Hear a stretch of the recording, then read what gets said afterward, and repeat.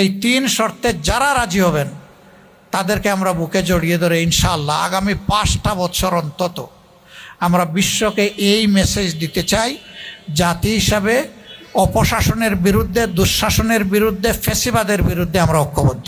আমাদের প্রথম শর্ত, যারা আমাদের সাথে আসবেন তাদেরকে ওয়াদা করতে হবে নিজে দুর্নীতি করবেন না এবং কোনো দুর্নীতিবাজকে প্রশ্রয় দেবেন না। এটা নাম্বার 1। নাম্বার 2, সমাজের সর্বক্ষেত্রে ন্যায় বিচার প্রতিষ্ঠা হবে, বিচার বিভাগ স্বাধীন হবে, কেউ বিচার বিভাগের উপর কোনো রাজনৈতিক হস্তক্ষেপ করতে পারবেন না। নাম্বার 3, জুলাইয়ের আকাঙ্ক্ষা অনুযায়ী যে সনদ ইতিমধ্যে তৈরি হয়েছে সেই সনদ বাস্তবায়নের সক্রিয় উদ্যোগ নিতে হবে, বিরোধিতা করতে পারবেন না। এই 3 শর্তে যারা রাজি হবেন তাদেরকে আমরা বুকে জড়িয়ে ধরে ইনশাআল্লাহ আগামী 5টা বছর অন্তত আমরা বিশ্বকে এই মেসেজ দিতে চাই, জাতি হিসাবে অপশাসনের বিরুদ্ধে, দুঃশাসনের বিরুদ্ধে, ফ্যাসিবাদের বিরুদ্ধে আমরা ঐক্যবদ্ধ। ডাক আমরা দিব, এ ডাক কবুল করার দায়িত্ব সংশ্লিষ্ট সংগঠনগুলার। আমরা কাউকে জোরও করব না, আসতেও জোর করব না, না আসতেও জোর করব না। আমরা আশা করব যে সবাই এই ডাকে সাড়া দিবে দেশের স্বার্থে, জাতির স্বার্থে।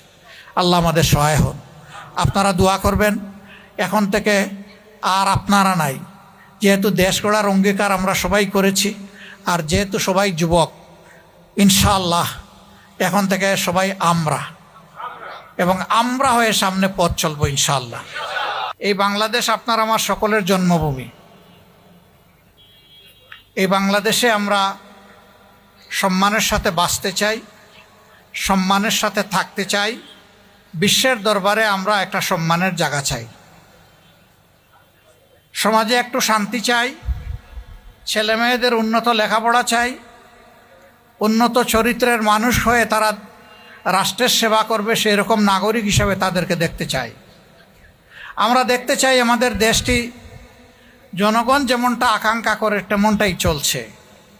আমরা দেখতে চাই এখানে ধনী এবং দরিদ্রের ব্যবধানটা আকাশ এবং গাছের তলা পর্যন্ত নয়, কেউ 20 তলা আর কেউ গাছতলা এমন নয়, বরঞ্চ কাছাকাছি একটা ভারসাম্যপূর্ণ জীবন আমরা দেখতে চাই। মনে রাখবো আমরা অবশ্যই যারা সমাজের পরিশ্রমী মানুষ, তাদের হাড় ভাঙ্গা পরিশ্রমের উপরে আজকের এই দালানটা তৈরি হয়েছে। এই দালানের প্রত্যেকটা ইট আপনি আমি কাঁধে করে বহন করে এখানে তুলে নিয়ে আসিনি, তারাই এটা এনেছে। তারা কষ্ট করে এই রাস্তার ভিতরে হোক আর এখানে হোক, তারা সিমেন্ট এবং বালু আর কংক্রিটকে একত্রিত করেছে, মাথায় করে কাঁধে করে এগুলা তুলে এনেছে।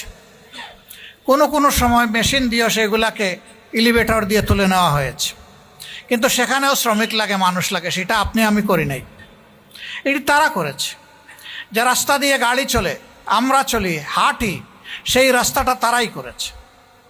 যেই ড্রেন পরিষ্কার না করলে ঘর থেকে বের হয়ে আপনি হাঁটতে পারবেন না, চলতে পারবেন না, ওটা তারা পরিষ্কার করে। ময়লার যে ভাগাড়টা পরিষ্কার না হলে মানুষের সমাজের মৃত্যু হবে, ওইটা তারা পরিষ্কার করে আমাদের সমাজকে চালু রাখে।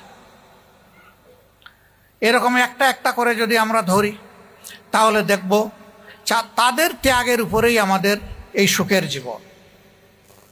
এখন পারি না। আমি যখন সিলেটে ছিলাম মাঝে মাঝে কিছু ছোট লোকের সাথে আমার মোলাকাত হতো। আমি দেখতাম একজন রিক্সাওয়ালাকে ধরে হেনস্থা করা হচ্ছে, তার চুল ধরে টানা হচ্ছে, গালে চড় কষিয়ে দেওয়া হচ্ছে। কোনো সময় গাড়িতে থাকলে গাড়ির দরজা খুলে নেমে বলতাম, আমাকে একটা চড় মারেন। বলতো, আপনাকে? বলে, আমি ওর মতো একজন। ওরে তো আস্তে করে মেরে দিছেন, সাহস থাকলে আমার একটু মারেন, দেখি আপনার হাতে কত শক্তি। হা করে তাকায়। কি করেছে ও? ওই যে 10 টাকার জায়গায় 20 টাকা চেয়েছে ভাড়া। আমি আপনার পকেটে হাত দিয়েছিল? কয় না, তা দেয়নি। ছুরি ধরে গলায় যদি আইসা বলতো যা আছে খুলে দে, হাইজ্যাকার এসে তখন কি করতেন? কিছু বলে না। আমি বললাম, তখন বাপ বাপ ডেকে তার হাতে সব কিছু তুলে দিতেন। আর তার রিক্সায় আপনি বসেছেন, সে তার রক্তকে পানি করে ঘাম জড়িয়ে আপনাকে টানে এই জায়গায় এনে আপনাকে হাজির করেছে, পৌঁছে দিয়েছে, এখন 10 টাকার জায়গায় 20 টাকা চেয়েছে, আপনার মাথা গরম হয়ে গেছে। হ্যাঁ, আপনার পকেটে সেই পরিমাণ টাকা না থাকতে পারে, বুঝাইয়া বলুন ভাই এটাই তোমার ভাড়া, এর বেশি আমার কাছে নাই। আপনি ওর গায়ে হাত দিতে গেলেন কেন? আপনার হাতে খুব শক্তি, তো মারেন দেখি, এখন আমাকে মারেন। কয় যে আমাকে ক্ষমা করে দেন। আমি ক্ষমা আর কাছে চাইতে হবে না, ক্ষমা ওর কাছে চান। চড় আপনি আমাকে মারেন নাই, আপনি যারে চড় মেরেছেন তার কাছে আপনাকে ক্ষমা চাইতে হবে। ক্ষমা চাইছে। আমি বলি ঠিক আছে, আপনার আর 10 টাকা বাড়তি দেওয়া লাগবে না, আপনি যান। আমি তখন ওই রিক্সা চালক ভাইটাকে বুকে জড়িয়ে বলতাম, ভাই তুমি মনে কষ্ট নিও না, সকল মানুষ সমান নয়। এই নাও আমার সঙ্গতিতে সামান্য একটু উপহার তোমার বাচ্চাদের জন্য দিলাম, এটা খুলে দেখো না যে কত দিয়েছি, তুমি নিয়ে যাও। ঘরে যখন ফিরবে তোমার বাচ্চাদের জন্য কিছু কিনে নিও। তাতে কি আল্লাহ তাআলা আমাকে ফকির বানাই দিছেন? আল্লাহ তো সম্মানের সাথে আমাকে রেখেছেন। আমি সমাজের মানসিকতার কথা বললাম। হয়তো আলহামদুলিল্লাহ এখানে যারা উপস্থিত আছেন তারা কেউ এমন না, কিন্তু সমাজে এমন চরিত্রের লোক আছে তো নাই? আছে। উনি অফিসে গিয়েছেন তার একটা ন্যায্য কাজের জন্য।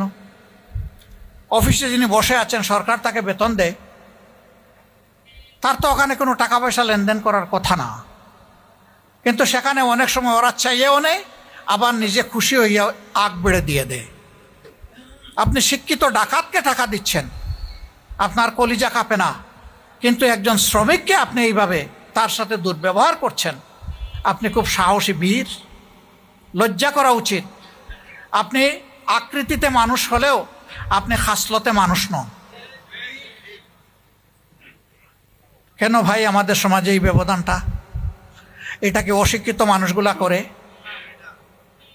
শিক্ষিত মানুষেরা করে। হ্যাঁ, শিক্ষা তাদের অর্জন হয়েছে, কিন্তু তারা সুশিক্ষিত নয়। তারা সুশিক্ষা অর্জন করেননি, তারা যে শিক্ষাটা অর্জন করেছেন এটা কুশিক্ষা। এই কুশিক্ষাকেই আজকে সমাজকে একদম জর্জরিত করে ফেলেছে। পায়ের পাতা থেকে মাথা পর্যন্ত সমাজের সর্বাঙ্গে এখন দুর্নীতি। আপনি যেখানে যাবেন দুর্নীতির কবলে পড়বেন। এমনকি একজন ভিক্ষুক সেও দুর্নীতির কবলে পড়ে।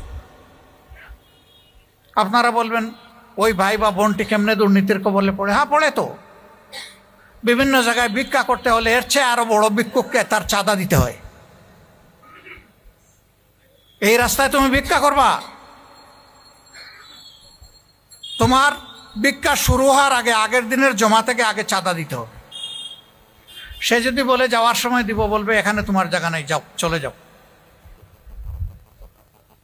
আমি শুনি, একদিন পরীক্ষা করার জন্য রাজপথে বনানীর রাস্তায় নামলাম, 3-4 জন ভিক্ষুক লাইন ধরে বসা।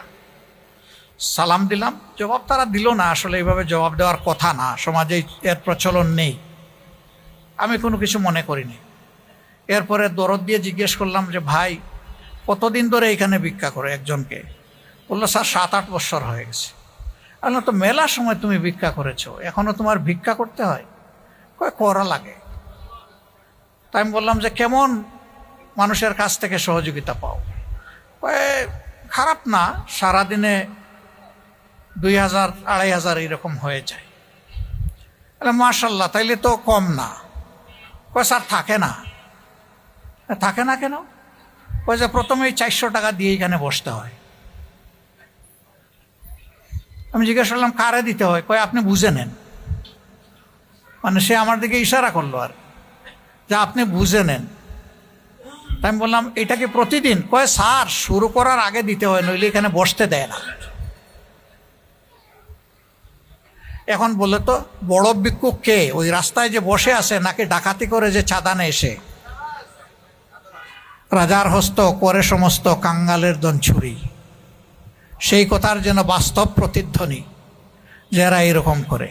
এখন যারা ভিক্ষুকের হাত থেকেও টাকা নিতে লজ্জা হয় না, তারা কত বেপরোয়া বেশরমা চিন্তা করেন এবার। সেই চাঁদাবাজ, দখলদার, দুর্নীতিবাজ, মামলাবাজ এই লোকগুলার কারণে আমাদের সমাজে নিরীহ মানুষের শান্তি নাই, একেবারেই নাই। জীবনের নিরাপত্তা নাই, ইজ্জতের নিরাপত্তা নাই, তার সম্পদের নিরাপত্তা নাই। এইভাবেই দেশ চলতে থাকবে? এর নাম স্বাধীন দেশ? আজকে বিজয়ের মাস না? ডিসেম্বর মাস আমাদের গর্বের বিজয়ের মাস। তো কি এই মাস পর্যন্ত এসে আমরা কি দেখছি? 54 বছরে আমরা দেখছি এইরকম একটা চিত্র, যেখানে আবাল বৃদ্ধ বনিতা কারো জীবনে কোনো নিরাপত্তা, সম্মান এবং শান্তি নেই। আমরা এই পচা সমাজটাকে পাল্টে দিতে চাই ইনশাআল্লাহ। আপনাদের কি বিশ্বাস হয় যে আমরা পারবো? ইনশাআল্লাহ আমরা পারবো বিইজনিল্লাহ। আল্লাহ তাআলার সাহায্যে ইনশাআল্লাহ আমরা পারবো। অনেকে এগুলা স্বীকার করে, তারপরে বলে যে ভাই এই কাজটা কে করবে? আমি বলি আপনি করবেন, আমি করব। ইংলিশে একটা ফ্রেজ আছে যে সবাই তো বুঝে, but who will bell the cat? বিড়ালের গলায় ঘণ্টাটা বাঁধবে কে? আসো, আমিও বাঁধবো, তুমিও বাঁধবে। এই সমাজ আর আমরা চলতে দিব না ইনশাআল্লাহ।